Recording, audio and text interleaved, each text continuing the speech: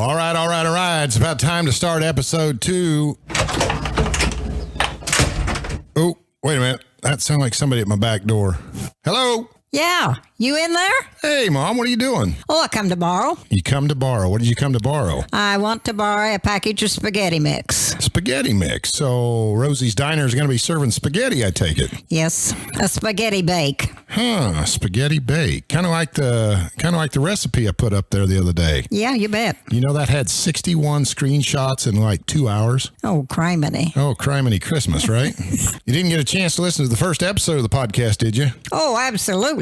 Oh, you did? What'd you think? Oh, yeah, we loved it, and your dad absolutely loved it. Oh, he did. Well, you did have one big thing happen this week, didn't you? On the 24th, you turned how much? 85 years old. 85 years young, right? No, I'm old. You're old.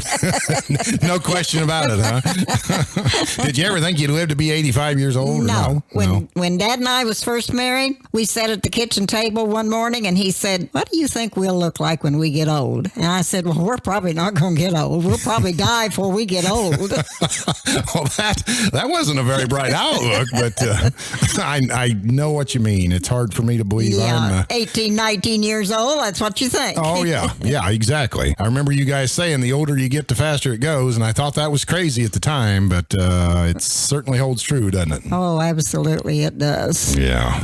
Well, I think you're going to enjoy episode 2 of the Genuine JBH this week. We go back to Oklahoma again, to Medill, Oklahoma, and the guy is exactly the same age as I am, and his dad is just dang near the same age as my dad. He's 84? Yeah, he's 83 or 84. I can't remember what Jirl said, but he snapped me a picture of his dad, and they even kind of look alike, kind of slender built, and he says he goes about as hard as Marvin does too. So that's kind of, I found that kind of intriguing, kind of fun, and I think you'll like this episode too with Jirl Buck. Oh, you know what? Dad's really going to love it because he talks about bucking bulls in it. Oh, that's his favorite thing. That's his favorite thing. Yeah, He kind of passed that down to me, didn't he? Yeah, his favorite thing. Jirl actually, him and his partner raised the 3-time world champion bucking bull, going for 4 right now. So my goodness. Yeah, he'll really like that one. Yeah, his eyes just brighten up whenever we mention bull. Oh yeah, bucking bulls. Yep. Yeah. Well, we've never had cable TV, so when CBS started broadcasting it, that was like a windfall, wasn't it? Oh boy, yeah. Yeah. Well, I noticed the other day when I was down there eating, and my Snapchatters will probably remember those snaps. It looks to me like your cat population has increased around there. It did, and now it's not. Oh, what do you mean? Well, I had 12 babies and 4 mamas, and I think I had a tomcat visit and killed some of them. They listen for me to walk to the door. They can hear you walking to the door. Absolutely, and they know when I'm coming to feed them. Oh my, that's some spoiled cats. And once you get them starting eating table scraps, they don't like to eat cat food, do they? No. Yeah. No, it makes them aggravated. If I just set out a pan of cat food with a little milk on it, they'll just look at me like, "Well, what are you bringing next?" Yeah. What else you got? Yep, that's exactly right. Well, all right, I'll leave you alone here. Did you get your yard all mowed or no? I've got just a little bit more to mow, and I've got banks to mow, unless I can talk Marvin into mowing them. I bet you can talk him into it. But yeah, I think I can. Yeah, it mows up nice, doesn't it? Oh, yeah. Yeah. Did you say he's having a little trouble with your lawnmower, though? I think I'm about to lose it. It's using a lot of oil. Oh, that's not a good sign. No. You got any money to loan? No. No. Speaking of money, is there any way I can get paid for that spaghetti sauce you come up here to borrow? Or I could, but we're a little tight you know right what? now. I'll go to town, buy her a package, and return it. Oh, I'd rather have the cash. Nothing, no. Well, we don't work that way. Oh, we don't? Okay. All right. Well, I'll leave you alone for now. And everybody wants to know if Rosie's going to be on the podcast. So what do you got to say about that? Oh, they surely don't want to hear some old lady like me. Well, I'm afraid to do. I don't. All right. Well, I'll leave you alone. And I can't wait now. All right. Well, holler at me if you need anything. Okay. All right. Yeah, bye. Bye, thanks. You bet.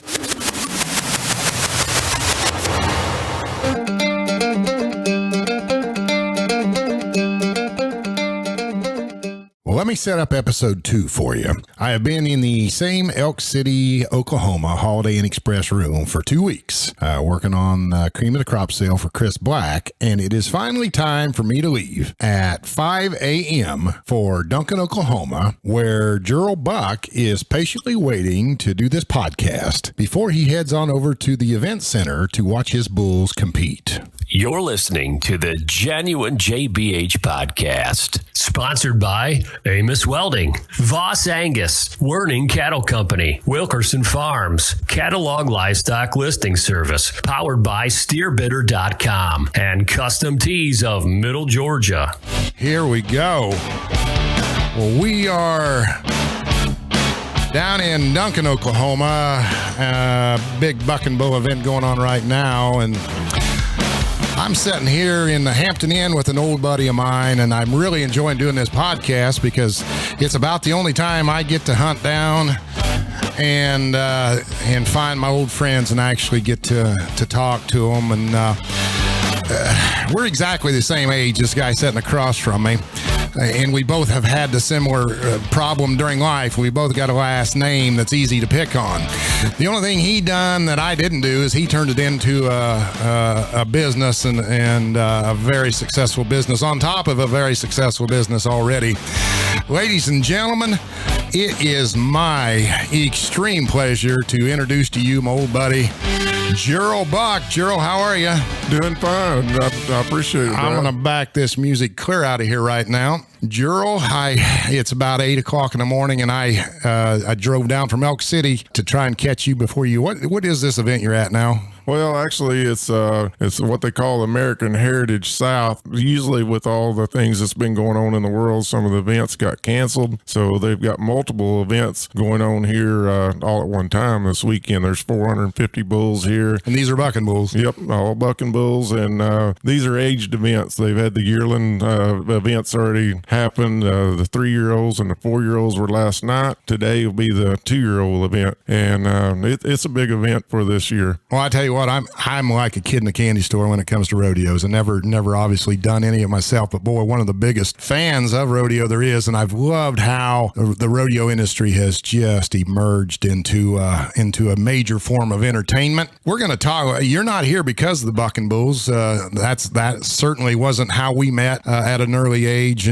but we're going to get into that end of it here eventually. But Jirl, right now, just go ahead, introduce yourself, and let's start from ground level for the people out there listening that have no idea, maybe even what show cattle is, and just start introducing yourself, kind of start as a boy and lead us into kind of your life story, if you would, please. Well, like my life story, I guess, especially with the show cattle part, I grew up there on a small family cattle operation. My mom and dad both worked in town. I had 2 older sisters. My oldest sister got interested in showing there, and she wanted to go to the shows, and my dad and them didn't know anything about it. So let me ask you, got one out of the pasture, and away we went.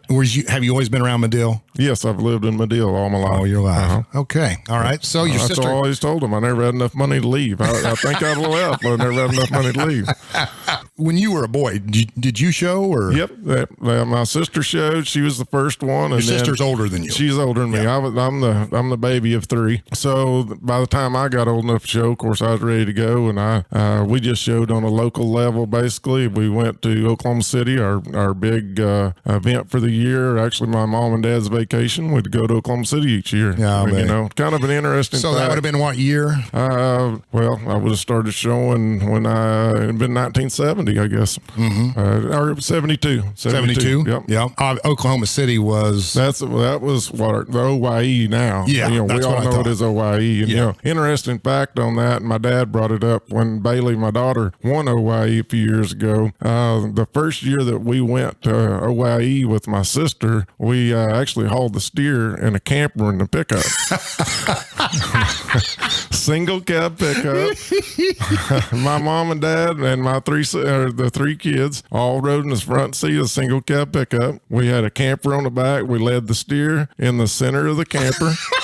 Stacked stacked our clothes on each side of it. Oh, The food my. we were going to eat that week was in there. We got there, backed up to the dock, and backed our steer out, and that was the first trip to Hawaii for us. Oh, Basically. that is hilarious. That is priceless right there. How serious?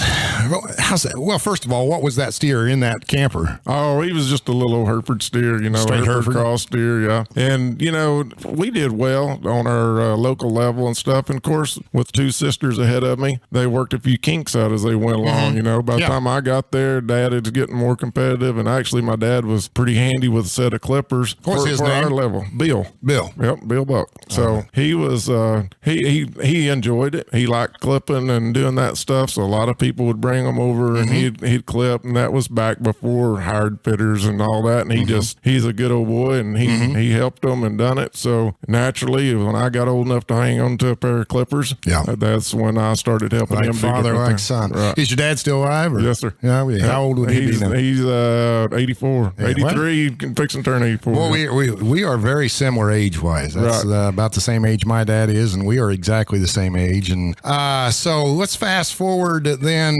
In your show career, did you end up winning quite a bit then? Well, actually, the highlight of my whole show career would have been I won a class at OIE, which it wasn't OIE then, but I won a class in Oklahoma City. That was huge for me. Back then, of course, the classes were 75 to 80 steers to a class. And, sifted down. Yeah. And so I won a class. That was the biggest thing that I ever done. But I got kind of lucky. There was some connections there. We had some limousine cattle back then. That's what we raised. So I got connected with breeders across the country as we went with that.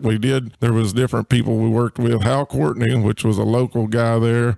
He was a president of the Limousine Association. Oh, man. So him and my dad were real good friends, and next thing you know, they got us kind of connected to different breeders across the country, and I started helping different ones clipping and going to sales. Now, you were in high school or out of high school? Oh, I was in high school. Still in high school. Actually, I started helping Ken Holloway and those guys. They had him and Bruce Brooks had a sales service, and so I'd go with them. I worked a few of their sales, and actually I'd done that for several years. And that's probably decent spending money for a kid in high school. Yeah. I could get rich on weekends. Yeah. I could make $200. You dang right. You dang right. And you earned that $200. I'll guarantee you.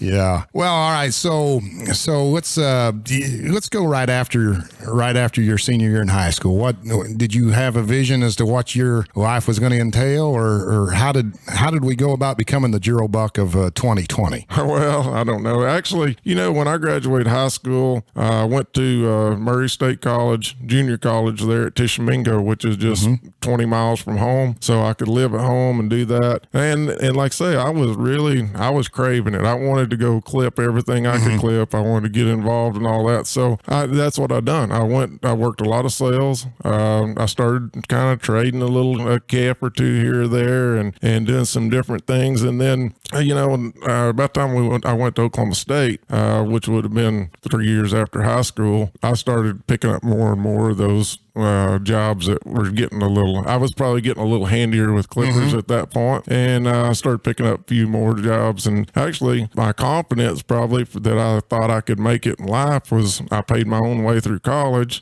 and I was paying my expenses and all that. So I thought, well, shoot, if I can do it there, I want to give this a try. So I really never stepped into having a full-time job. Exactly. Let me interrupt you for a second. It's time for a Brad Hook Jirl Buck story, and this goes back probably to that, I'm guessing, those years you were in college. And I was at our county fair, our local county fair one time, and my best friend growing up, Larry Lucas, he had a lightweight steer there. He wasn't a contender at the county fair because he only weighed like 1,025 or something. He was a Lemmy Angus, if I remember right, but he was pretty typey for his kind. And all of a sudden, this guy, I believe like 19-year-old kid, shows up and tries to buy him and ends up buying him after the county fair. And that's how I first heard and met Jirl Buck. Do you remember that? Oh, I remember that. That's kind of got an interesting story to it, too. Craig Moore, which has been one of my lifelong friends, was from there. And so that was his home county fair. That's right. So they had moved to Medill, and they asked me if I wanted to go with them to Iowa to the county fair. That's how you got there. I always wondered how you got there. So I went with Craig, and now of course, they're some of our very best customers. Yes.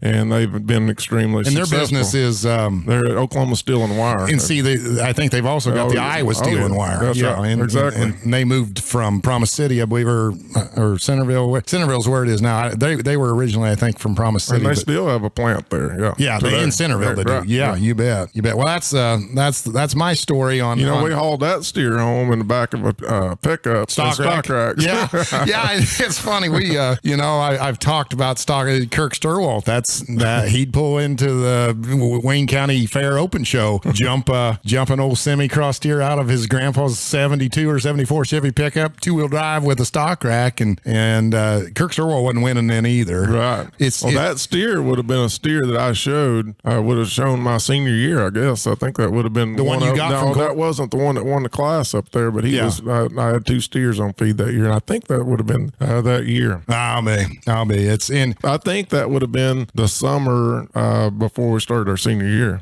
I think you're right. I think that's right. I bought that steer. My dream was to get to show a steer at Denver. Okay. That was my dream. And that's what I wanted that steer for, was to go to Denver. And my highlight of Denver on that year was that I got to enter that steer. Yeah. And I thought that was big. I ended up getting to go show. I went to Denver the first time, I think when I was 16. And so I dreamed of getting to take a market steer and go there, which it never happened. We showed that steer, at the spring shows in Oklahoma, but that was it. Jirl, let's go back to your clipping days.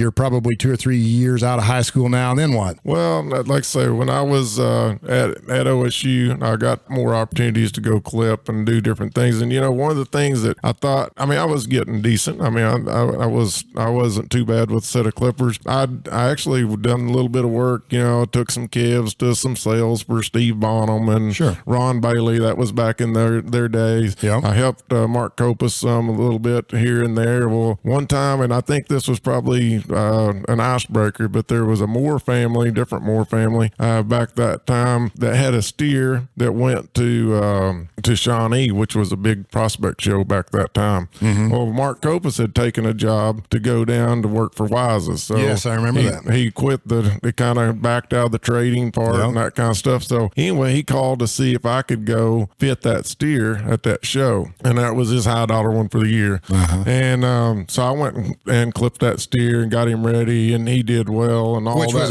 a testament of your ability. Right. And so after that, I'd never got to work on one that was that quality. Exactly. And I think that's what kind of stepped things to really it's kind of weird, but that one steer probably really showed a little more of what kind of talent I guess maybe I was coming up with. Talent? Hey, don't we know a talented welder? Well, yes, we do. And a very successful one at that. And they just happen to be one of this season's sponsors of the Genuine JBH podcast. Let me tell you about Amos Welding, located in Rushville, Indiana. Well, Eric Amos grew up a farm boy with a welder, a work ethic, and a wild imagination of what could be built if you only set your mind to it. Well, just a few short years later, Amos Welding is now the premier manufacturer of high-quality, affordable, custom pins and gates. And it doesn't matter if you're building new or simply remodeling your existing facility. Amos Welding will build to your specs. So whether it's county fairgrounds that need new pins or your working facility that could sure use some continuous fencing, give Eric Amos a call. He's more than happy to brainstorm with you on how to best customize your working facility, barn, or trailer. Better yet, go to the Amos Welding Facebook page and see for yourself. You know those straight-up bars that's been so popular for Sullivan Supply? Yeah, patented and built by Amos Welding. As much time and money as you spend with your livestock, you deserve the quality, security, and peace of mind that Amos Welding products will give you. And now, Back to the podcast. And isn't it funny? I get numerous times young people want to know how to set themselves apart, And simply by you getting called in like a AAA to pro Right. to fit a steer for a big name guy, people noticed. Oh yeah, there was nobody. Of course, I was nervous as it could be. Mark Kopus at that time was the most talented. In my mind, he was one of the most talented young clippers there was. Yes. We were the same age, but he was off the charts of how good he was. Well, when I got to go clip that steer, of course, I was scared to death. Mm-hmm. I had other stuff I worked on there, but there wasn't anything that was that caliber of steer. That high profile. I actually covered for Mark several deals that next year of cattle that he had sold and that stuff, and that kind of stepped us into different opportunities, and I got to selling more here and there. And actually, Mark and I, we traded a few steers together, and we done that kind of deal. And that connection's what really got Bob May and I connected at that point too. It's kind of funny how like kinds attract each other, for one thing. I've said it a million times. You have to capitalize upon your breaks in life, and you have to realize when you're getting the break that it is a break. The people you're around and the people you spend your time with, that's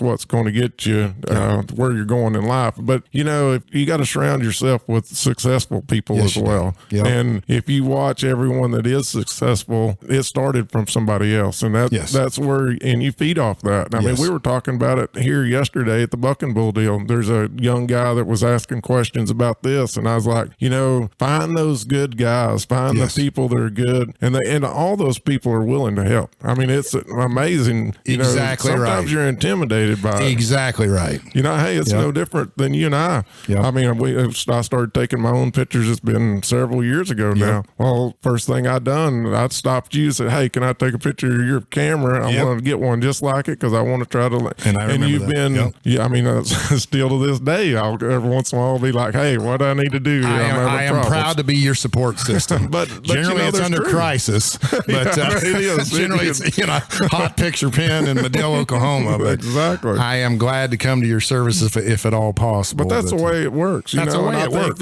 Yes. I think that people need to use their resources like that. I think that's what's helped me all the way through life is the people. I've been fortunate. I've been surrounded by extremely good, young, talented people. Even at my age today, a lot of the young guys that help us and go to shows and do things, those young guys are the people that carry things on, and they lean on me, but I lean on them a lot. Exactly. And that's the thing that I want known foremost. We all need each other. That's right. And there's room for all of us. Exactly. And me and you are absolutely perfectly smack dab in the middle of it. We need our parents' advice. Right. We need our kids' advice. Right. And then we have to try and mesh the two together and make it a success. And that's the thing about it. Mark Kopus, he didn't snap you. He didn't text you. He didn't message you on Facebook to go do that steer. That's right. And I'm not putting that down. No. I think those are awesome tools. I love them myself. Okay. But we have forgot the art of face-to-face handshake agreements and conversation to the point that it's almost crippling, I'm afraid. Right. Now, and Mark Kopus didn't ask me to do that because he saw my Snapchat of my back leg that I done. Exactly. Exactly.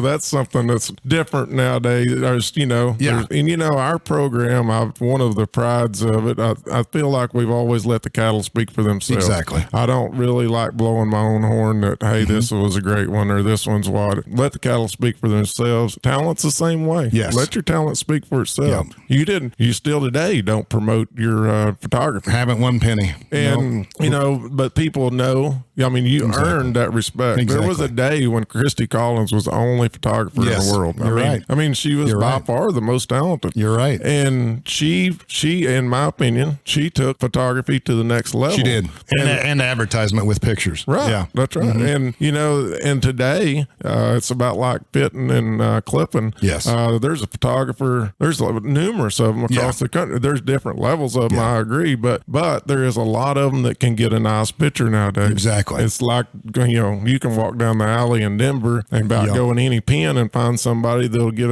a display bull ready for you. Exactly. But back in the day, I remember before we went to Denver. 3 or 4 or 5 guys, wasn't there? Oh, before I went to Denver, I'd get phone calls. It'd be like, hey, I need you for this day to get this bull ready. Yep. And then you'd schedule it to just go get one bull ready, and there'd be two of us working on it. It might be just one. Yeah, yeah. And and I have talked about this with other people before. I think that is somewhat of a testament to all the fitting clinics too that have now been in. There's no doubt. Between Kirk Sturwalt and Sullivan's, they have elevated. And of course, think about the products these young people get to use. We didn't have about the clippers. We didn't have their clippers or the glues or whatever. There's a lot of things that about half the stuff we used didn't have labels on it because we didn't want anybody to know what it was. Yeah, exactly. And that to me is going to be maybe a whole season or at least a few segments to itself. Is all the changes we've come through. But this season number 1 is on the semen industry. And I'm Brad Hook here with Jirl Buck. Jirl, let's talk about how you actually went from trading steers into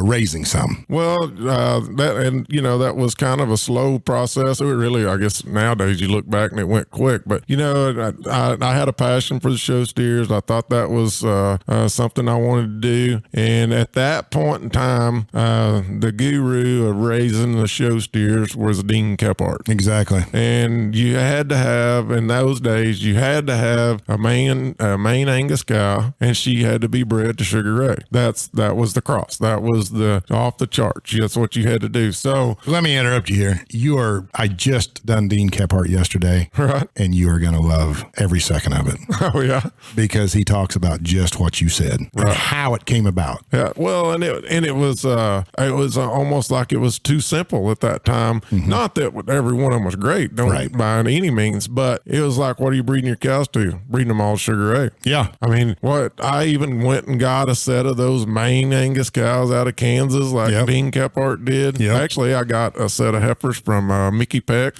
which was kind of his neighbor. Yeah, that's his neighbor. Of course, they had a lot of the same kind of program, but Dean was the man. And in my opinion, at that time, he was the man that was, especially for our southern steers, and that's what we were raising with southern steers. Right. So that's how I kind of got started in raising a few steers. Then from that, luckily, we had the way it worked out for me. I had a main Anjou base cow herd. I was raising those steers, and here, Bob Morton, Dr. Bob Morton, he had bought a set of full blood. I did a lot of work with Ferris Ranch over right there by us. Yep. And I clipped their sale every year and was real involved with their program. Well, Dr. Morton was a customer of theirs, and they had put together a set of full blood Maine cows. And red and whites. Red and whites. Yeah. And I was selling steers to Dr. Morton for his son. And in the middle of that, he's like, hey, could you find me a good black Maine bull? So I bought him a bull. He called him Bo Jackson was his name. I remember Bo Jackson. Oh, Bo Jackson. Yeah. Well, now I got him from Dillard's and them down there in Texas. And anyway, just by luck has it, that bull was homozygous polled, homozygous black, and homozygous solid pattern. Which was unheard of at that time. I didn't even know they even had them. Yeah, exactly. Yeah. So they take that bull. Yeah, and they take that bull and turn him out on that set of full blood cows. I go over to check on Morton steers. Unbelievable set of solid black Maine Anjou calves. I'm just, don't you love it? There's no other feeling. Sideways. Yeah, no other feeling in the world than when you walk into a set of calves, not knowing what to expect. Exactly, and it's good. And their management, to say the least, was not probably the best. And when I got over there, and of course I was hyped up, how good those calves were, and really not even a plan. I was going to say a plan came together because it didn't, because I didn't plan on them all being solid black. Right. So I was raving about them, and Dr. Morton said, how about you just go through there and pick what cows you want and calves and just take those to your place. And I was like, okay, I'll do that. So I get 10 or I don't even know what it was, 10 or 15 cow pairs and take them over there. Well, I sold those little Maine heifers like hotcakes. How many people were lining up wanting them? This was what year? Let's clarify. Oh, that would have been, I don't even know when it would have been. It would have been 88 maybe, 7, somewhere in there, probably something like that. They sold good. Of course, I was getting rich. Those things was bringing $2,500 to $5,000. I mean, 5,000 was top, but I mean, that's still a lot in 87. Oh, shoot, it was good. And that's what stepped me into the breeding cattle, because I was like, there's not many heifer people out there. Right. I mean, at that time, Bobby and I were actually selling steer. By that time, we'd start selling a few steers together, and then we started having he would bring his fall steers down. Bobby May is who you're talking about. Yeah. Well, he'd bring his calves down, and we'd have a sale there at my place. Well, we got selling a few heifers along with that, and that's when I decided I kind of liked the breeding cattle side, and then I started backing off of the steers a little bit from there. But all right. I always wondered kind of how that transitioned, I guess. So how much did you back off the steers? I mean, well, I guess starting off, in my mind, I didn't want to back off the steers at all at that time. I never planned on backing off the steer side of it. Actually, my first production sale would have been, however you want to call it, my first sale was actually in Lawton, Oklahoma, and that had been 23 years ago. And I actually sold steers and heifers in that sale.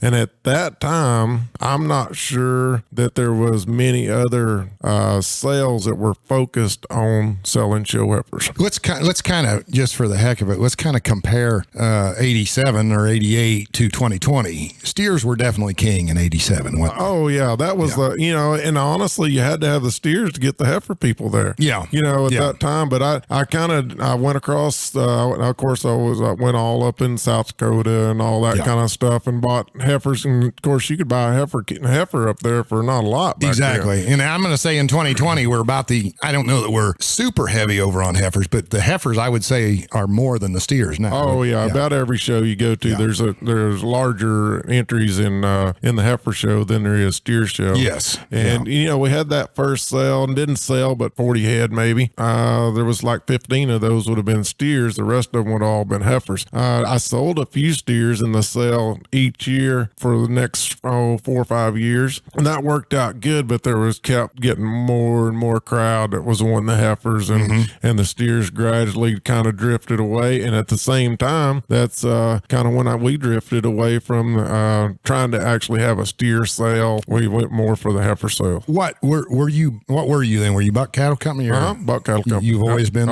Buck Cattle Company. Okay. It was like, say, we did our deal in the spring. It was Buck in May, and then once we started that deal with the fall premier sale, we had it actually in over here at Lawton, Oklahoma, the first time. Then we went to Ardmore, had 2 at Ardmore at the sale barn. Then we actually went to the ranch from there. And then 3 or 4 years later, after our first tent leaked and we flooded and all that, we built a sale barn the next year. So. It's funny how the mother of necessity is always spurred on by events like you just mentioned. Well, and it was kind of that sale's been real interesting. I've got every one of those catalogs. Of course, the first one was just a sheet, just a sheet of paper. Yeah. I was pretty lucky there too. I had a lot of people that were involved that were good to help me with the basics of getting things, how to get things presented, that first sale. We had a heifer in that first sale that brought 10,000. Oh yeah, and that was off the charts. It was amazing. So, and then things just grew from there. We said we did sell multiple breeds when we started off. As we went farther, we got more heavier just into the main. What was your multiple breeds back then? Oh, back then we would have had some shorthorns. We had shorthorns and Simmentals and Simmental. Don't we know a Simmental breeder? Yes, we do. Let me tell you about one of our season sponsors, Werning Cattle Company from Emory, South Dakota. Werning Cattle Company is the premier program for both purebred and percentage Simmental cattle, both red and black. When I'm picturing Simmental-influenced cattle all across America, nearly always the top, the bottom, or both sides of the pedigree has the Werning genetic influence. And that is a true testament to just how much a program program is accomplishing. Results like these is what has kept the Werning family in the seed stock production business for 40 years. Wernings have created an animal that is appealing to both commercial cattlemen as well as the show stock world. And many have that beautiful baldy face. Go to the Werning Cattle Company Facebook page, where there you can view several examples of what their program has produced. And don't be afraid to call Dale, Scott, or Jared with any of your questions. That's Werning Cattle Company, WERNING,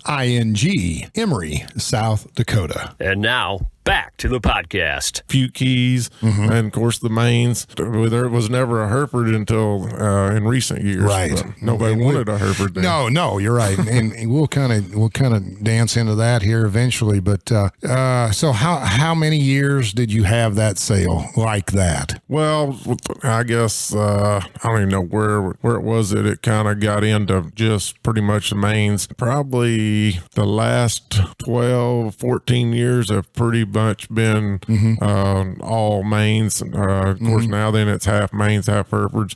We really didn't. We've cut our numbers back probably on our mains that we sold, because at one time we were selling 75 head, and they'd all basically be mains. Right. There'd be an Angus heifer in there, key heifers, and that kind of stuff, and we still try to do that.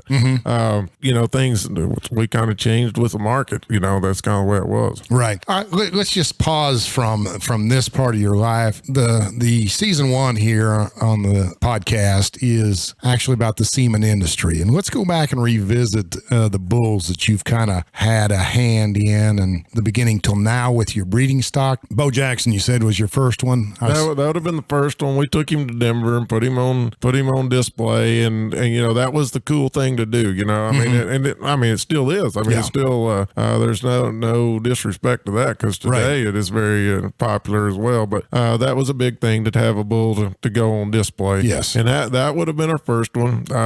He sold a little bit of semen. I don't really know. I don't know if I've ever sold very much semen. That happens more than not, doesn't it? Who would that have been? Genetic Horizons? Oh yeah, Genetic Horizons. That was that was a big feather in your hat. Oh yeah, if they were interested in your bull, boy. Of course, back then you could actually get paid when you signed in. So it was a exactly. Good deal, From Bo Jackson we go to. Oh, then I had a son of his that was stone cold that we done some stuff with, and then the club calf bulls. I don't know that I can ever say that I had just a highly successful club calf bull. There's too many Brad Hooks and those kind of guys out there. Well, you really wasn't shooting in that direction. No, that wasn't my focus at all. No, that wasn't my focus. Did you have backdraft or no? Yes, we raised backdraft. He's the bull that built that cell barn. Yeah, he did. We sold semen packages on that bull. He gathered up. Well, that bull made $130,000. Yeah. That's when we took all that money, and that's what built the cell barn. So for those wondering about backdraft, how was he bred again? He was a draft pick. Yes. He's a draft pick purebred. Kind of off the charts of how he was built comparable to that time. He was a draft pick. What? He was he was out of a Hartman cow. He went back to a Hartman cow, and we actually, Dr. Jay Butler and I had bought a pregnancy or an embryo, and that's where that calf come from. And of course, naturally, he ended up being a pH carrier when that all came about. So that changed the game a little bit there. But one part of my main deal that really changed is, and it still goes back to the show steer deal. Bobby and I, and actually Mark Copas, all three of us, had went out to Jim Panels, and Jim Panel had an awesome cow. I was hoping you was going to bring that up. I was about ready to myself. But, he had an awesome cow herd, and Jim Panel was in Wyoming. Wyoming, that's right. Not Cody, was it? Alva, Wyoming. Yeah. Alva, Wyoming. And Jim's a great cattleman. He's still a great friend of mine today. I talk to him a couple times a week today. Exactly. But he had a great cow herd, and of course, he was breeding all those things for show steers, and everybody'd go out there and fight over those calves. Yes. Well, I kind of got to, nobody wanted his heifers. So I got to work in a deal with Jim, and actually he sent heifers to me for several years. And that's kind of how we got started on bringing other people in to the sale. One year they had a really bad winter. I mean, a late snowstorm, and cows it was bad. They lost calves like crazy. Well, I go up there and Jim has an awesome set of 3-year-old cows, and they're skinny. They didn't have any, half of them, the calves they had either had tails gone, ears gone. They looked bad. I asked him what he's going to do. He said, I'd like to just sell them things. He said, of course he was sick of the business at that time, at that spring. Long story short, I buy like 10 head of those. I think they were 2s and 3-year-olds. And in that group was 4072 was the cow's number. And she was an incredible cow, but she was skinny. I mean, looked terrible. Okay, so I had bought a bull from Mike Hartman that they called Prime Time. Those cows were thin. I just kicked that bull out on those cows. Anyway, that next year, when those cows went to Kevin, that 4072 had that Prime Time calf, which ended up was a Sire Irish whiskey. Oh, no way. Yeah. No way. That was a Sire Irish whiskey. And for those of you who aren't familiar with the club calf industry or the mains of the show cattle, Irish whiskey is one of those hierarchy bulls that he still dominates. Siemens $200 a unit or so, and he just that's a piece of history I did not know. In fact, that would have been Ice Pick. That's what it would have been. Sure, and actually we talked a little bit about cloning before Ice Pick was cloned, wasn't he? Right. Yeah, he was cloned. That's what I was thinking. But that's where he came from. That cow was incredible. I mean, she was probably what launched our breeding program for the high percentage mains the most. She was actually that cow. She produced the dam of Power Plus and Navajo, and there's 6, 7, and 8 of those. And then the last bull, kind of an interesting deal. That cow, like I say, she was born in 94. So we had done some IVF work before IVF was cool, and you'd get about 10-15% conception rate on those IVF embryos. When Transova got their little online account set up where you could go in and look at them, I went on my Transova and was looking around. I saw some embryos out of 4072. So I called them. I was like, "There's embryos out of 4072." I said, "Oh yeah, we got those IVF embryos." Oh my! So it's like, let's put those things in. Yeah. This would have been in 87. So that cow 4072 is long gone dead. Right. We put them in. That set of embryos ended up being Unlimited Power. Oh my! And a cow which we call BKU2. Yeah. Those two came out. There was some others that were nice that were in there, but those two came out of there. U2 she raised a $70,000 top selling heifer this time in my sale. Unlimited Power is the base of our entire program. All those Unlimited Power daughters are what's really clicked with these young bulls. So that all, and that to me, that all hinges back to I was up there looking for club calves. So that's why I give that credit. I mean, I think that's there. And that's what I talked about with Dean. It's just those gut feelings that you get that you have to listen to your gut on. And, that's right. And you have to recognize that's what it is, and just just have confidence in yourself. And like we talked, it doesn't always work. Oh no, but it's never going to work if you don't try.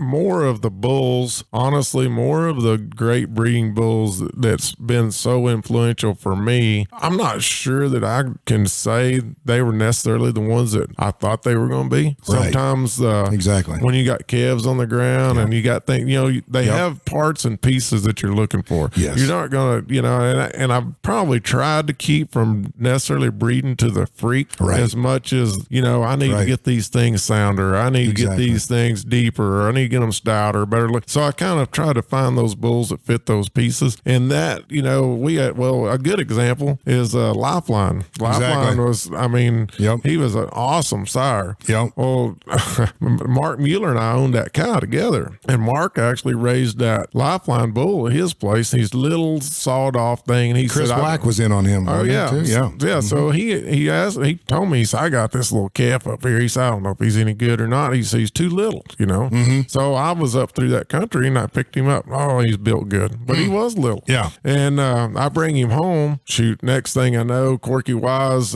that's right. Corky Wise and Chris Black get in on him. Lautner gets in on Phil him. Lautner. And and away it goes. I mean, they sell semen on him like, it's a wonder he didn't get cut. Yeah. I mean, it was, of course, you know that. Yeah. You had bulls that were great that could have been cut as well. But, he was a long-term great sire. I mean, he was great for years. And known for his females. Oh, yeah. That's right. So there's a lot of those little tools that have come in through the years, like say Navajo and Power Plus, both of those bulls were really, really good for us. They done a really good job for a lot of different programs, Let's leave this for just a second. Your main side, and let's talk about how the Herefords evolved in Buck cattle. Well, the Herefords, the way they come along, 100% of, well, I shouldn't say 100, a big percentage of that's due to my daughter, but Bailey, right? But actually, I was in Denver, and Jack Ward I just ran into him in the aisle, and he's like, "Hey, come look at this cow that's selling tonight." He said, "There's an awesome cow."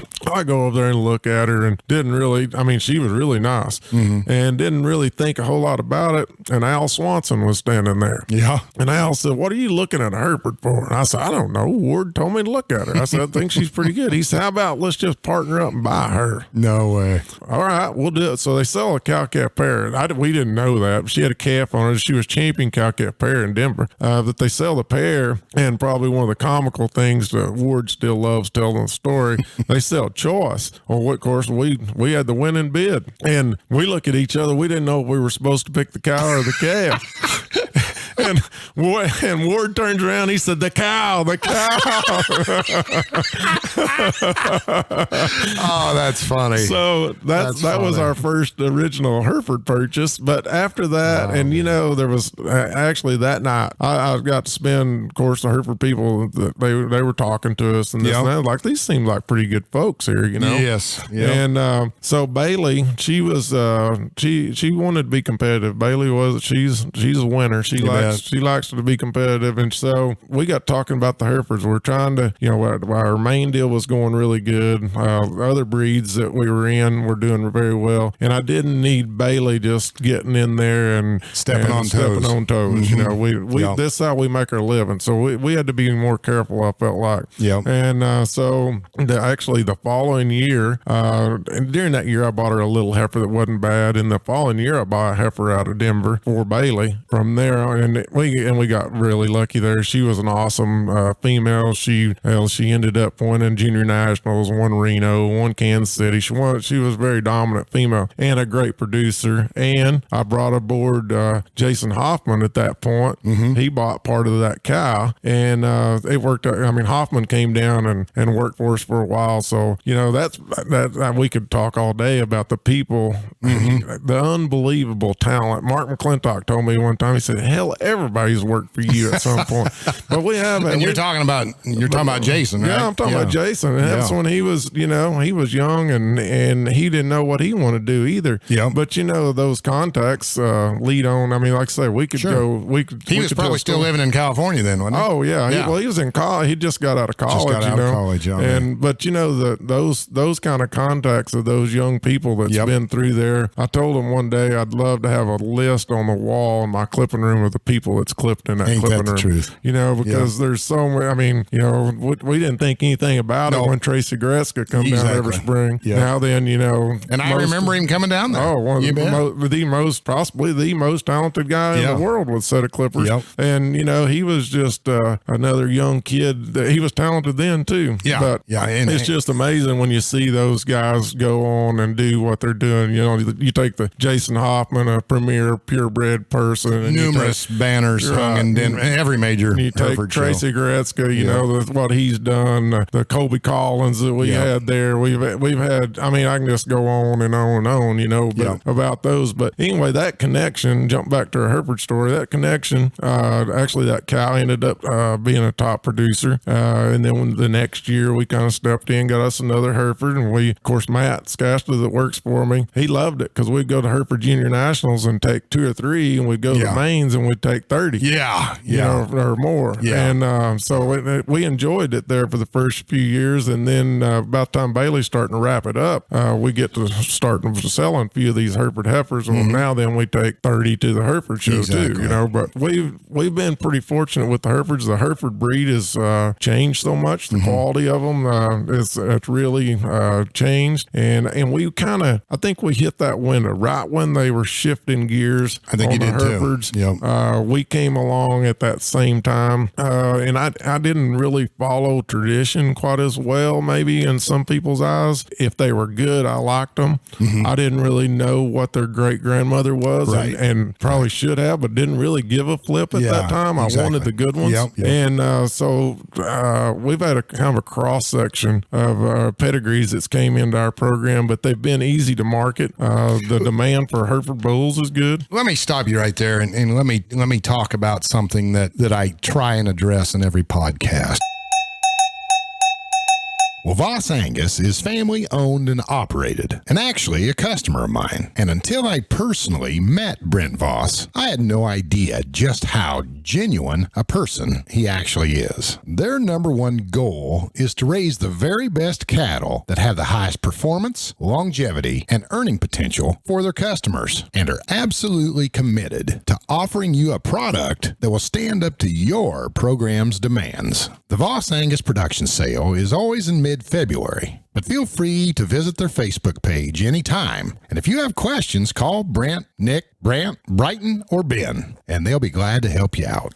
And now, back to the podcast. And that's simply the vision that you have to have as a breeder, as a livestock person, regardless of what species it is. And take this as a compliment. Whenever I see a heifer that you're on the end of the halter of, I could turn my back and draw her before I ever looked at her and get pretty dang close. Right. And to me, that is the utmost compliment to you as a breeder. You have prioritized what you want. Right. And you have driven towards that, and you have made a success out of it, whether it be in your mains, whether it be in your crossbreds, or whether it be now in your Herefords too. And talk just a little bit about that. I mean, was that by accident? No, well, yes and no.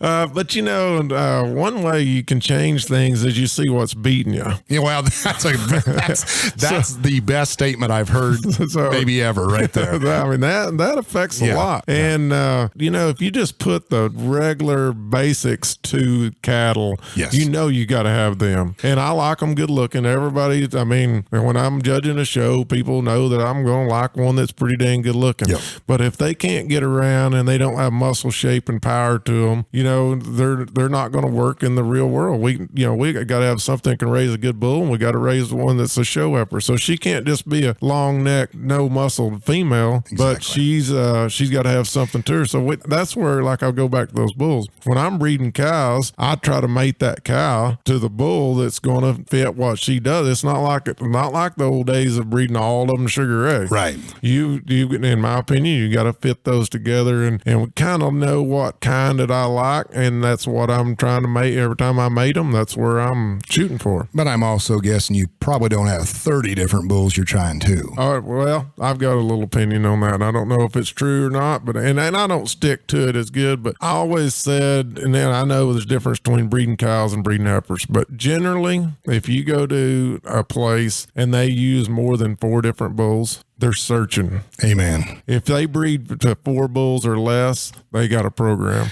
Amen. And like I say, I'm not saying I always just say, oh, I can only breed to 4. Right. But if you want consistency in a calf crop, the multiple sires, I don't think that you have to use as many sires. Right. And that's my point in all of this is in the social media world we live in, it has been commonplace for the younger breeders, and even maybe the older, maybe any breeder, to get caught up in sensationalism. Oh, yeah. Whether it be through pictures, whether it be through whatever. You have to visually walk up to that animal and you have to analyze. Oh, and you know, as well as anybody, the number of pictures, it's not, you know, there's all kinds of stuff about the editing and all that kind of stuff. Yeah. But there's certain animals that photo better than others. I don't care who you are, who's mashing that button. and it doesn't matter. But we can catch that moment Yep. when they're just like, I mean, they knock the lights out. But there's the other ones that we've spent Exactly. hours and we're like, this calf is better than this. Yep. We've got to get a better. And I think the breeders that take the time and go to Denver, walk through those bulls, go to the bull studs to see the Yes. bulls, go to see in calf crops. Those are the ones that have the most success. Yes. You mentioned Dean Kephart. I'm telling you, Dean Kephart he'd drive all across the Yes, he country would. to go see a set of calves out of Yes, a he bull. would. And those are the kind of, and of course, in my opinion, those are the kind of people I was watching too. It's Yes. like, hey, this is what they do. Yeah. And that's, So I went and saw a lot that's of calves. the way life over- is meant to be. Joe. That's right. Yeah. Let me tell you a funny story. I was at Hawkeye, probably had bulls up there at the time, and I seen Lifeline. We was Right. talking about, and he was not very pretty. No. At stud. He was little. He was rough. I mean, he was thin because he was producing semen. And if I hadn't have driven into West Marshall's in Virginia and seen a set of Lifeline Angus cows that were phenomenal. Right. Or if I hadn't seen show heifers or whatever, you just can't look at pictures. You just can't. Actually, you can't look at them necessarily in person. You have to talk to people that have used them, that maybe bred them, to figure things out. It's just you can't just buy the semen, throw it in there, and then complain because it didn't work. Oh yeah, that's why you got to look at calves. And I'll say this: even you and I sitting here face to face, I remember, and you'll tell me what year it was, but I remember a particular year in Denver, and I said this when I left there. There was 2 bulls that should have been cut that should not have ever reproduced, and those 2 bulls, how smart I was, would have been who made who in Heat Secret. Now, how many millions of dollars those bulls generated? Exactly. And don't get me wrong, I bred to both of those bulls in time. I didn't breed to them the first year because I was like, oh, those things aren't breeding bulls, but they were breeding bulls. Yeah. And that's another thing. You can't form that opinion just because. I mean, those 2 bulls, they did not do anything for me that year. Yeah. But now, when I saw the first set of calves out of them, I bred to both those bulls. And you just made a point that is so valid that you have to remember. You have to be subject to change. That's right. You cannot be bullheaded. You cannot just write something off for the rest of your life because you said it once. And numerous times I have said, boy, that deal ain't going to work. Right. And then 3 years later, I'm using him. Well, and I think a lot of times we do both ways. We breed our cattle a little bit off the people. Yeah. It's like, Yes. that guy, I don't really like that guy. And, but you got to swallow, in my opinion, I don't care who owns the bull. Exactly. If he's the breeding if he's the breeding bull, I'm going to use semen. And I think that some of these people, like, I'm not using a bull that come from that guy, or exactly. or that's my buddy, and I'm going to I'm going to breed to him again. And so if we all knew, it'd make it easy. But exactly. I think there's a lot to that. And Dean and I had the conversation about when he displayed Full Throttle. Do you remember that? Oh yeah, weighing a whopping 350 pounds, still sucking a cow. And we made fun of him too. Yeah, buddy. Of course, I made fun of him to his face about it. But, but and I mean, Sugar Ray, when Sugar Ray was there, of course, he was just a freak. He was a complete freak. But that value of going and seeing those individuals is so good. Like say Full Throttle, we couldn't really figure out where Dean was headed with that. Yeah, and I don't really know that Dean honestly sold semen from having that bull in Denver. It's funny. You're going to have to listen to the podcast. He sold semen when they saw the calves, But he had to bet the farm on. Oh yeah, and he did on his own gut instinct. Yep. And I'm sure he was ready to have his own Sugar Ray at that time. Exactly. Instead of somebody else. Well, let's. I'm having a good time here. Let's just throw the crowd a completely different direction here. Jirl Buck is into buck and stock. How in the world did that happen? Well, first thing, my family, we've always kind of had a rodeo base. We always were involved in the rodeo, our local rodeo, and then we were rodeo fans. I mean, we always were really involved in that. And actually had a real good family friend from down in Texas that was a stock contractor, and we used to go each summer, and we'd go down there, and we'd. Now, what level of contractor? He went. It was Terry Walls, and he actually went. He passed away here a couple of years ago, but he he went to every level. He took bulls to the NFR and horses and stuff. And so that was intriguing to me just from seeing all that and following all that stuff. Dylan Page, which is just lives 20 miles from me there, got the best breeding program in the world. And he and I crossed paths. Actually, we both had the same veterinarian. And the veterinarian just kept telling me, you two need to get together. You two need to get together. So we got to talking, and Dylan and I kind of hit it off. How old would Dylan be then? Dylan's 63, 4. Okay. So this would have been 16 years ago is when this would have been. Anyway, Dylan and I got talking, and I was like, why don't you do some embryo transplant work, And he I've tried it, and this doesn't work, and we go through all. So long story short, we were putting in a lot of embryos at our place at that time, and so I talked him into flushing some cows. He said, that's fine, I tell you. These would have been Buck and Bull Mamas. Yeah, right. He said, that's fine. He said, I'll tell you what you do. He said, if you want to do it, I'll just turn that over to you. He said, you just, you flush them and put them in, and we'll partner on those calves. So that's how we got started.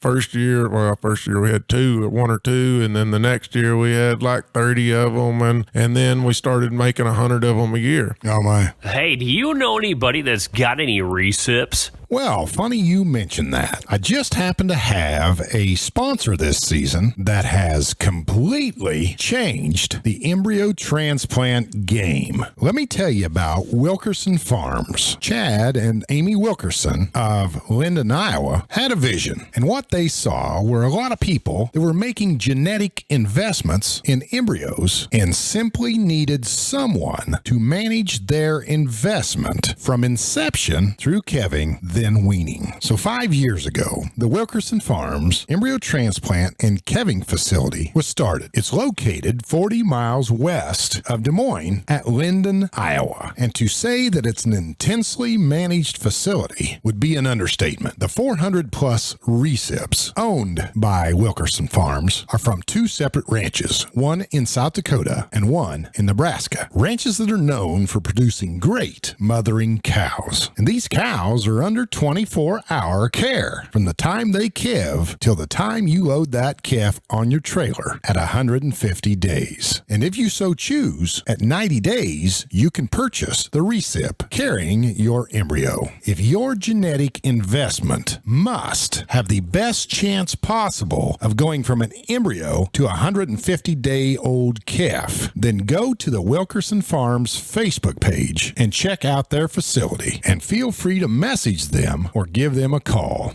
And now, back to the podcast. And so we basically started doing the embryo transplant stuff together. And I was raising them, and we would send those calves at weaning time back to them. And I thought at that time, I was like, man, just give me a couple of years and I'm going to have something, because I got the best cows. I'm getting calves out of the best cows, bred to the best bulls. And I'm going to have all these superstar bulls. We're going to be doing good. Well, when those bulls got old enough to start bucking, they weren't very good. Oh, no.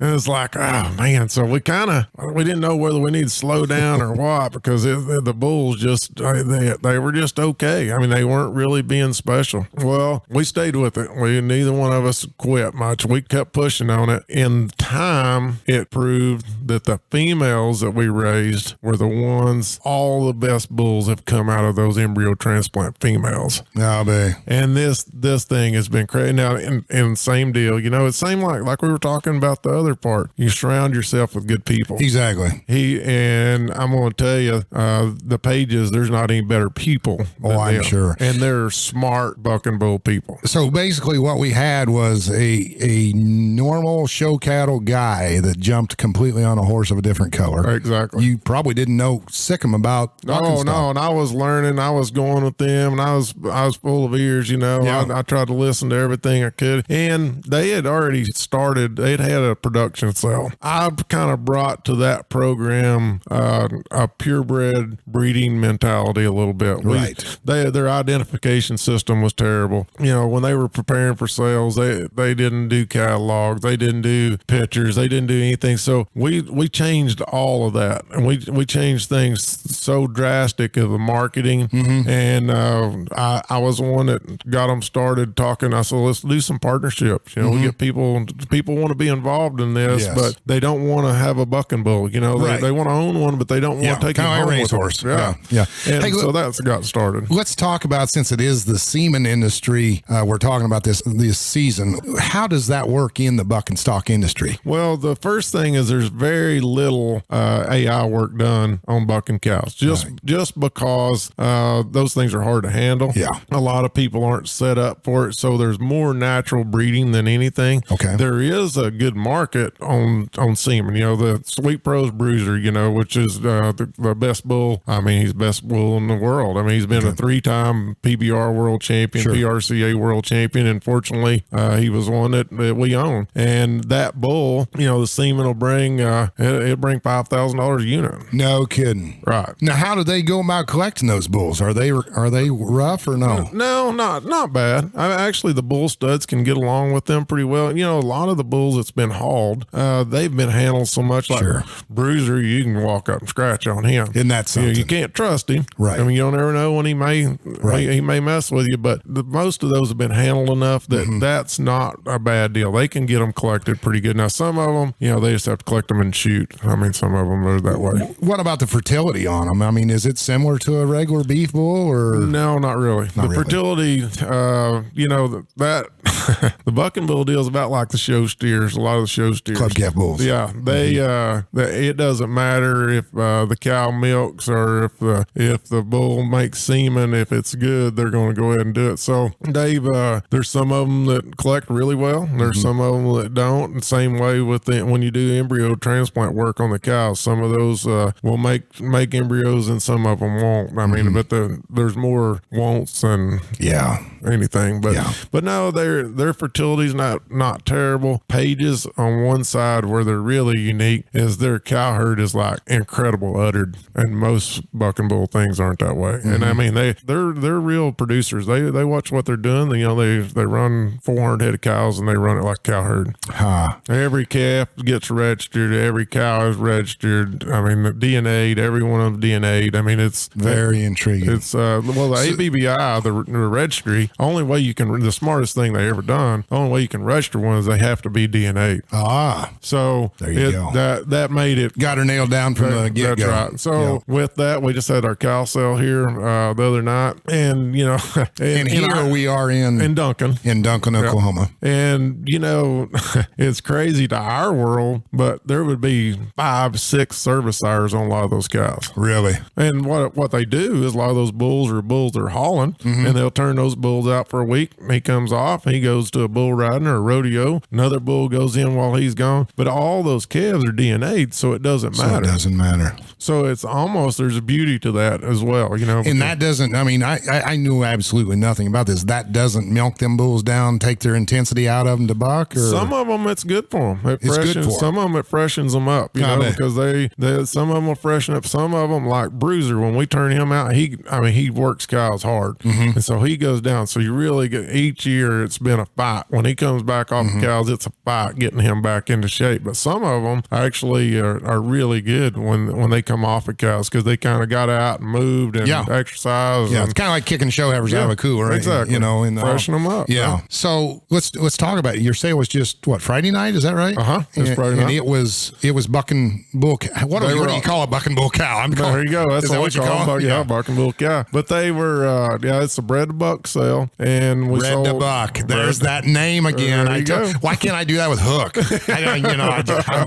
Well, that could kind of fit. Well, you need to get some fighting bulls, I guess. Bred to Hook. Some bullfighters only. There we go. I'll supply. Anyway, let's talk about your sale. But that sale, we sold 106, I think is what there was, 106, and they're all cow-calf pairs. Really? And those cows, I think they averaged, what did I say, 8,600? No way. Those pairs. Yep. And you actually sold them off video here, right? We actually sold them with all the things going on. We've always sold them, always brought them through a ring. And with things that's happened this year, we changed things up a little bit, and we sold them all on video. And it went really well. I would rather sell them with them in the ring because, you know, there's so much, especially on those calves. These guys in this business, they like seeing how they move around, how they get around, because they're athletes. Yeah. And so... Well, that's what they're buying. It's their Right. So athletic we ability, videoed them, but you don't get the full effect that you do when you see those little guys. Did you running around. done the videoing? I did the video. And yes. just curiosity's sake, how is that? Not very good. It isn't. No, because I mean, some of them are good. Of course, the nice part about it, compared to what you and I are normal, it's fine if they come running by. Sure. It's not a big deal if they don't walk. But there's a lot of them, they get on the fight and all they do is stand there and just spin in a circle and try to hook at you. So we did it in an arena. We did it in an arena where that way they wasn't trying to jump out or run off or whatever. But the videos aren't as near the quality of what we like, because you'd rather have them on grass and things look so much different. But yeah, the biggest problem is that those guys getting on a fight and all they want to do is hook a horse or chase somebody over the fence constantly. So intriguing. Yo. Well, let me tell you about the Catalog Livestock Listing Service. That's Catalog, CATTLELOG, Livestock Listing Service. Well, online sales have been going on for nearly a decade now. And if the online bidding format is still successfully working for your operation, then I highly suggest that you don't change. But if you've ever thought, man, it would be nice to open the sale with online bidding, yet close with a friendly, more personal phone call to your new bidder or old customer, then you might want to give the Catalog a thought. The Catalog is powered by SteerBidder.com, which hosts some of the most viewed cattle in the online livestock sale world. Having pictures and video online is a necessity, but how you seal the deal can now be up to you. Once again, if you're happy with how your exclusive online bidding is going for your operation, then don't change a thing. But if you'd like to add a personal touch back into your livestock merchandising, then contact myself or Chris Rosa. More information can be found at SteerBidder.com. And now, back to the podcast. Well, Jirl, where are we at again? Tell me what event. We're at Duncan at the American Heritage. At the American Heritage. Actually, this is the American Heritage South, is what they call it. 2 weeks from now will be the American Heritage. Okay. And that's the biggest summer event there is. The 2-year-old bull there will win $75,000 to $80,000. Like the bulls today will win $20,000. But the entry fees are a little different from what we're used to. Right. But the payout's really good. Really good. Yeah. Well, I know you have to get to that event, and we need to wind things down here. And I just, once again, I just want to tell you how tickled I have been to get to sit here and talk to you and kind of reminisce and actually learn things. And hopefully, my audience, I feel, is going to be from kids to 80-year-olds. Right. And I think definitely we all can learn from some of the things that you addressed in this. And once again, it all goes back to being genuine. And I don't mean to beat that like a drum, but life like ours just doesn't happen for 55 years without being a good, genuine person. And your wife, Brenda, and your daughter, Bailey, did I see on Instagram, she graduated? Or? She graduated. So I tell them that's my greatest accomplishment in life. You bet. Has been my daughter. And she graduated from medical school. That's what I thought. And she got her DO. She's a DO. She'll do 3 years of residence now. Oh, man. So she actually starts July 1st with that. Oh, but she loves the cattle. Yes. And she's been off. She had some vacation time that she could have taken through school that she didn't use until the end. So the last 2 months, she's been my right hand man. She's been working on records, and she does all of it. Her favorite thing to do is her and I load up and go look at baby calves, and we spend a lot of time going through pastures and doing that. But there's not a better place to raise your kids than this livestock program. And it doesn't have to be cattle. No, it doesn't. No, that's why it's general livestock, but there's not a better place for that. That's the way we raised ours. And there's so many young, talented, not young, a lot of these older ones, right? But you see them and go on and do this, be a doctor, be a lawyer, exactly. Be, the nurses, whatever, the great people. But this is where they get the basics, This is where, yes. One of the interesting things, I'll just throw this in, and I know you'll like this, but when Bailey got into medical school, and she was doing well, she started off pretty well, but one of her professors actually asked her, how do we get more of you? And Bailey's like, what are you talking about? You know, so we need more agriculture children or people in this program. Said that the ag people are the ones that's got work ethic. Yes. They can communicate because they've been through 4-H and FFA. Most of them, they got communication skills, and they've got drive to do things. Exactly. And they've already had they've accepted responsibility. Exactly. And I thought that was a compliment. I say that compliment my daughter, but to me, it's a compliment to all of our way people. of life. That's right. Yes. That's great. And we take some of that for granted sometimes. Yes, we do. From the agriculture family, that the rest of the world's not like that. No. But people can be involved in this program, and they don't necessarily have to live on the farm. No, exactly. And Bailey, just as you said, and I can't reiterate that enough, she lived it and she loved it. Oh, yeah. That's right. And I'm betting she's going to do the same thing as a doctor. I'm betting the cows are going to be her release when she has a rough day at the hospital or at the doctor's office. Oh, I don't think there's any question. She'll always be associated to the cattle industry. She's got a passion for what she's doing, and I look forward to seeing that unfold. I do too. And that's, once again, we've talked about it every time in the podcast. It's all about passion. It's all about loving what you're doing and having a vision. And Jirl Buck, your first 55 years have went extremely good. And it's been a pleasure knowing you, a large part of those and your family and watching Bailey grow up. Once again, thank you so much for taking the time out of your busy schedule to sit down here with me and to give back kind of on the historical side of it. And I know everyone will receive this extremely well and enjoy it. And hopefully it puts a smile to their face and they leave with a few bits of wisdom that they didn't have. So, buddy, it's good seeing you. Thanks so much for your time. Hey, thank you, and I appreciate you coming over and hooking up with me when it was off your beaten path. But I appreciate it, and I appreciate what you're doing for our industry and the things you do. And you're not too bad at entertainment either. Talking about Snapchat there.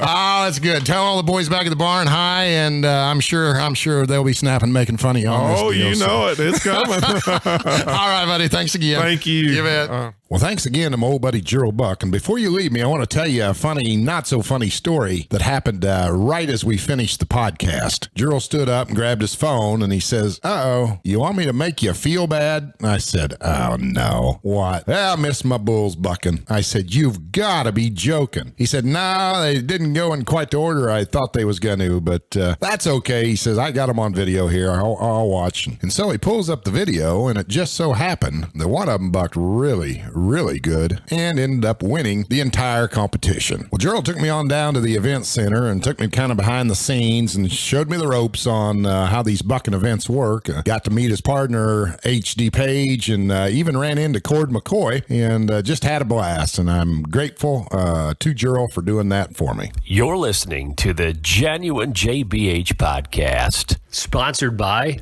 Amos Welding, Voss Angus, Werning Cattle Company, Wilkerson Farms, Catalog Livestock Listing Service, powered by SteerBidder.com, and Custom Tees of Middle Georgia. If you would please hit your subscribe button to the Genuine JBH podcast, I would greatly appreciate it. Also, check out our Facebook at Genuine JBH Podcast, where you'll find the link to our online apparel store.